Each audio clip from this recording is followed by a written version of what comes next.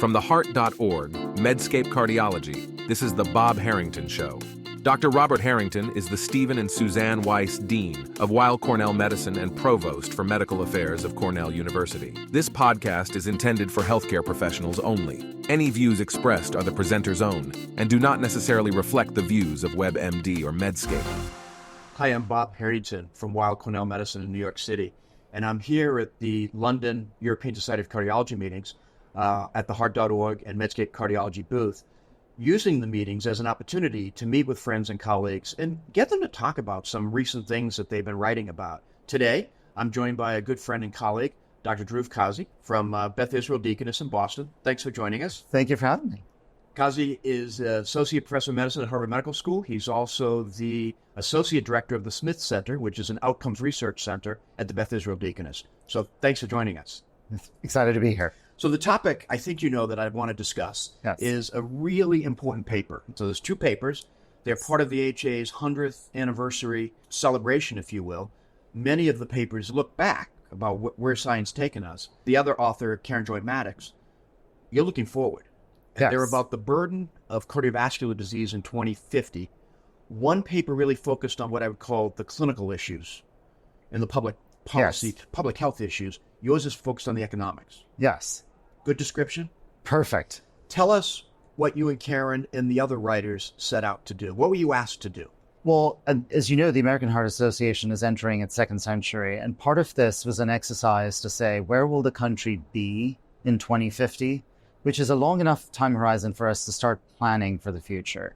What are the kinds of conditions, both the magnitude of the disease and the kinds of conditions and kinds of people who will be affected that we should be aware of?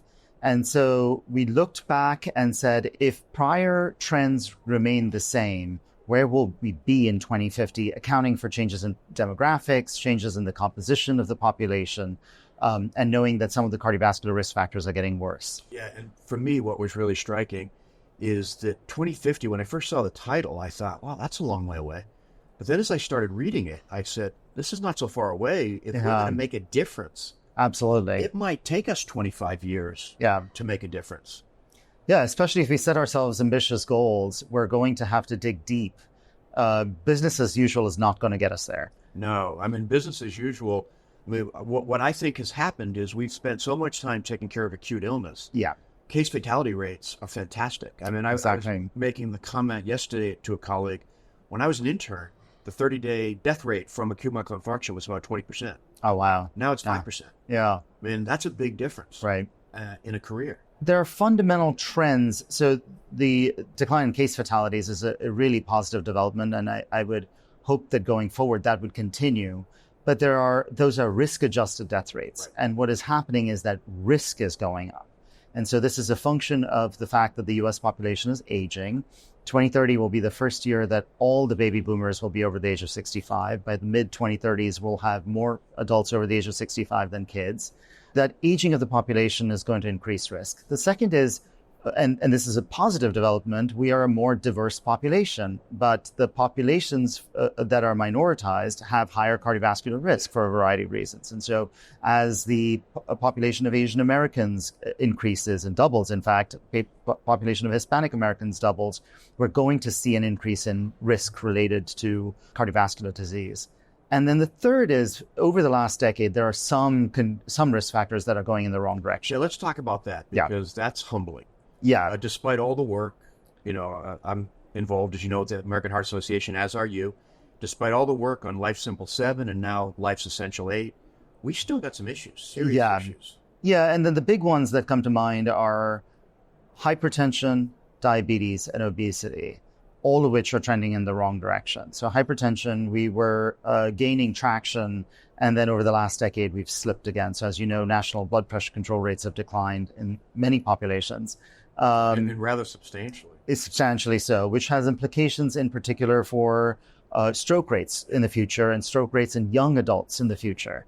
And then obesity is a population that is a problem that we at a population have very little control over. Yeah. We're already at 40% on average, which means that some populations are already in the 60% range. And obesity in kids. And so we're now dramatic. The burden, I'll call it, of obesity. It's not that you've become obese in your 30s or your 40s. Yeah. You're becoming obese as a teenager. Exactly. Or even younger. Since the 1990s, obesity in U.S. adults has doubled, but obesity in U.S. children has quadrupled. Yeah. So starting from a lower base, but it's a very much an escalating problem. Diabetes is tightly linked to it, but not totally explained. Exactly. Yeah. Exactly. The increase in diabetes is largely driven by obesity, but probably also driven by changes in diet and lifestyle that don't go through obesity. Yeah, it's interesting. I think I have this figure correctly. It used to be rare that you saw a child with type 2 diabetes, or what we call type 2 diabetes. Yeah. Now that's the majority, the vast majority of yes. with diabetes have type 2. Type 2. Yeah, especially in the adolescence, young adult stage group is all, most of it is type 2. So diabetes going up, obesity up, hypertension not well controlled, smoking, combustible cigarettes, way down. Yeah. Cholesterol levels, I was surprised. Cholesterol was better. And you said, because I was at a meeting where somebody asked you, that's not explained by treatment. No, it's not. So, and it's at least going back to the 70s, but likely even sooner. I think that can only be attributed to substantial dietary changes. We are consuming less fat and less trans fat, and it's possible that those collectively are improving our cholesterol levels, possibly at the expense of our glucose levels, because we basically substituted fats in our diet with more carbs at a population level. So some things certainly trend in the right direction, but others in a really difficult direction. And it's going to lead to pretty large changes in the risk of coronary disease, atrial fibrillation, heart failure. Yeah. I want to go back to the tobacco point. Yeah. The definitely marked declines in tobacco, still tightly related to income in the country. Yep. So you see much higher prevalence of tobacco use in lower income populations. But it's unclear to me where it's going in kids. So we know that combustible tobacco use is going down, but e-cigarettes are going up. And what that leads to over the next 30 years is unclear to me. Yeah, that one is a really important comment that's worth sort of sidebarring, which is that the vaping use has been terrible epidemic amongst our high schoolers. And what that's going to lead to, is it going to lead to use of combustible cigarettes? And we're going to see that go back up. It remains to be seen. Remains to be seen. But going back to your point about this change in risk factors and this change in demographics, both aging and becoming a more diverse population, means that we have large increases in some healthcare conditions. Big ones are actually coronary heart disease goes up some, this big jump in stroke, and that's nearly doubling in stroke, which is related to hypertension, obesity, and an aging population and a more diverse population. And changes in stroke in the young, atrial fibrillation related to again, hypertension. And so we're seeing these projections, and with them come these pretty large projections in changes in healthcare spending. Big. I mean, it's not sustainable. Give the audience the number. It's pretty frightening. So we're talking about a quadrupling of healthcare costs related to cardiovascular disease. Over 25 years. I mean, these are, we've kind of gotten used to the narrative that healthcare in the U.S. is expensive, drugs are expensive, but this is like an enormous problem, an unsustainable problem, like you called it. It's a doubling as a proportion of the economy. I was looking at this up this morning, that if the U.S. healthcare economy were its own economy, it would be the fourth largest economy in the world. So the healthcare as it is today, what is it, 21% of our economy? 17% now. But if it were its own economy, it'd be the fourth largest. It would be the fourth largest in the world. We are spending more on healthcare than all but 2 other countries, total economies. So it's kind of crazy. And we're talking about a quadrupling. And within that, the cardiovascular piece is a big piece, and we're talking about a quadrupling and that's of that both piece. Direct and indirect costs. The quadrupling of costs is just the direct costs. The indirect costs for the listeners, it refers to not cost related to healthcare, but changes in productivity, either because people are disabled and unable to participate fully in the workforce, or they die early. And the productivity costs are also increased substantially as a result. If you look at both healthcare and productivity, that goes up threefold.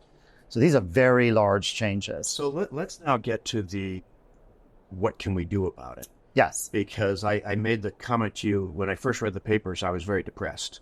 And then after I went through my Kubler-Ross stages of depression, death, and dying, I came to acceptance. Yeah. Okay, what are we going to do about it? Yeah. What are we going to do about it? I mean, this is like a focus on policy, but also a focus on how we deliver healthcare, Yeah. how we think about healthcare, how we develop drugs, devices. The drug question is going to be the one the audience is thinking about. They think, well, what about GLP-1 agonists? Yeah. Aren't those going to save the day? Yes and no.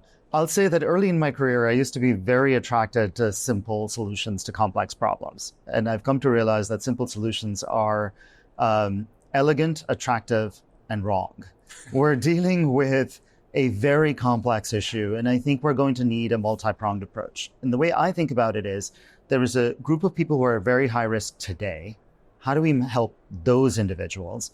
And then how do we help the future generation so they're not dealing with the projections that we're talking about? My colleague, Karen Joyne-Maddox, who led one of the papers, as you mentioned, she has an elegant line in the paper where she says, projections are not destiny. These are things we can change. If nothing changes, this is what it's going to look like. This is where we're headed. We can change. Exactly. And we've got some time to change, but we don't have forever. Yes, exactly. And we picked the 25-year timeline instead of a let's plan for the next century timeline because we want something concrete and actionable. Yeah. It's close enough to be meaningful, but far enough to give us the runway we need to act. So give me two things from a policy perspective, because it's mostly policy. Yeah, I mean, there's policy and clinical interventions. I think from the policy perspective, if I had to list two things, one is expansion of access to care. As we talk about this big increase in the burden of disease and risk factors. Yeah. So if you have a large proportion of your population that has hypertension or diabetes, you're going to have to expand access to care to ensure that people get treated so they can get access to this care before they develop the complications that we worry about, like stroke and heart disease, that are very expensive to treat downstream. And the second is, I think, more broadly related to access to care is the access to medications that are effective. You bring up GLP-1s. I think we need a real strategy on how we can give people access to GLP-1s at a price that is affordable to individuals, but also affordable to the health system, and to help them stay on it. So GLP-1s are transformative in what they do for weight loss and for diabetes, but more than 50% of people who start it are off it at 12 months. Yeah. And so there's something fundamentally wrong about how we're delivering GLP-1s today. And so it's not just about the cost of the drugs, but the support system people need to stay on. I've made the comment in many forms now that we know the drugs work. Exactly. Now we got to figure out how to use them. Yes. And using them includes chronicity, that we can't, this is a chronic condition. Yes. And it's not, in some people, they can come off the drugs, but many they can't. Yes. So we're going to have to figure out, and maybe the newer generations of drugs will help us address what people call the off-ramping. Exactly. How are we going to do that? I think you're spot on those. That's critically important questions. And then I think fundamentally, as we looked at this modeling, I'll tell you, I had a come to Jesus moment where I was like, there is no way to fix cardiovascular disease in the US without going through obesity and diabetes. We have to address obesity in the US. We can't just treat our way out of it. No. Obesity is fundamentally a food problem. And we've got to engage again with food policy in a meaningful way. Well, as you know, with the Heart Association, we're doing a lot of work now in food as medicine. Absolutely. Medicine, and trying to figure out what are the levers that we can pull Absolutely. to actually help people eat healthier diets. Yes. And so rather than framing it as an individual choice that people are eating poorly, it is like, how do we make healthy diets the default in the environment? This is where you get to the children as well. Exactly. I could talk about this all day. It's been fabulous I've had the benefit of reading the papers now a few times, talking to you on several occasions. Thank you for joining us here at theheart.org. And thank you, the listener, for joining us here at theheart.org and Medscape Cardiology. My guest today has been Dr. Dhruv Kazi from the Beth Israel Deaconess and the Smith Center in Boston, where he's an associate professor of medicine at Harvard and an associate director of the Smith Center. If you, as the listener, have enjoyed this podcast, please take a moment to like, subscribe, or even write a review. This helps us reach more of you as healthcare professionals. And if you don't like it and you didn't enjoy it, tell us why. We're trying to find things through your feedback and engagement that we can make improvements on the podcast. So thanks for listening.